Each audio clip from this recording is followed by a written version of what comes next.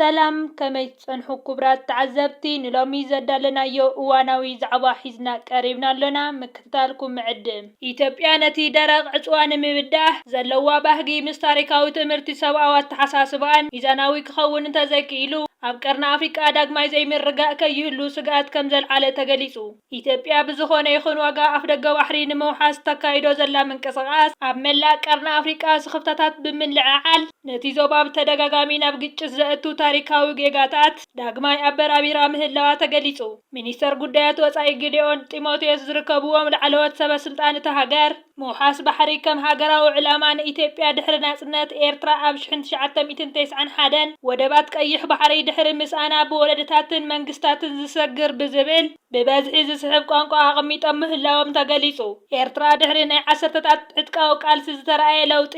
ንወደባት ባጽዕን ዓሰብን ምቁጽጻራ ኢትዮጵያ መሬት ኣብ እተኸባ ሃገራት ኣፍሪቃ ብምዃና መምርሒ ናይቲ እዋን እቲ ኣዝዩ መሪር ኮይኑ ይቕጽል ምህላው ይግለጽ ኣብ ኩናት ነጻነት ኤርትራ ኣብ 1998 ክሳብ 2000 ዝነበረ ግጭት ኤርትራን ኢትዮጵያን ብሓባር ልዕሊ 123,000 ኢትዮጵያን ክቀትል እንከሎ ብኽልቲኡ ዝነበሩ ሕብረተሰብ ኣዕናዊ ምንባሩ መርበብ ሓበሬታ ረሲቢኮም ገሊጹ ብተወሳኺ ኣብ ቀረባ እዋን ዝተፈጸመ ዓመፅ ከም ኩናት ትግራይ ዝርከብዎም ነቲ ታሪክ ብጀምላዊ ምዝንባል ጥሜት ስንባደ ሕብረተሰብ ዝያዳ ኣጋዲድዎ ክብል ገሊጹ ኢትዮጵያ ትገብሮ ዘላ ዝተሓደሰ ድፍኢት ነቲ ድሮ ተበላሽዩ ዘሎ ዝምድናታት ከይረጋጋእ ሓደጋ ከም ዘለዎ ዞባዊ ተዋሳእቲ የጠንቅቑ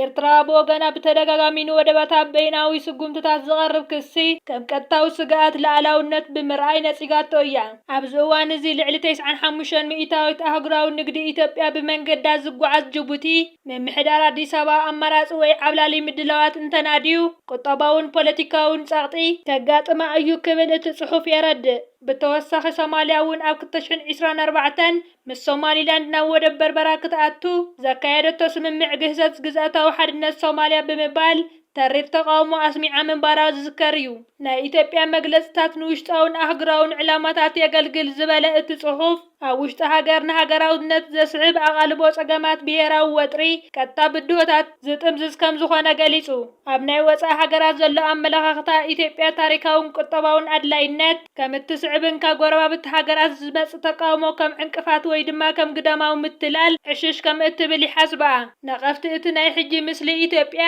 እተን ሃገራት ንሓደጋታት ወጥሪ ዘየጠቓልልን ነቲ ክመጽእ ዝኽእል ሰብኣዊ ጽሬታት ዘጽልሞ እዩ ክብላ ከም ዝገልጻ ኣረዲዩ ካልኣይ እዋናዊ ዛዕባና ድማ ላዕለዎት ሚኒስተራት መንግስቲ ሱዳን ኣብ ኣስመራ ብምእታው ኣብ ዓዲ ሃለም ምስ ፕረዚደንት ኢሳያስ ኣፈወርቂ ኣገዳሲ ርክብ ከም ዘካየዱ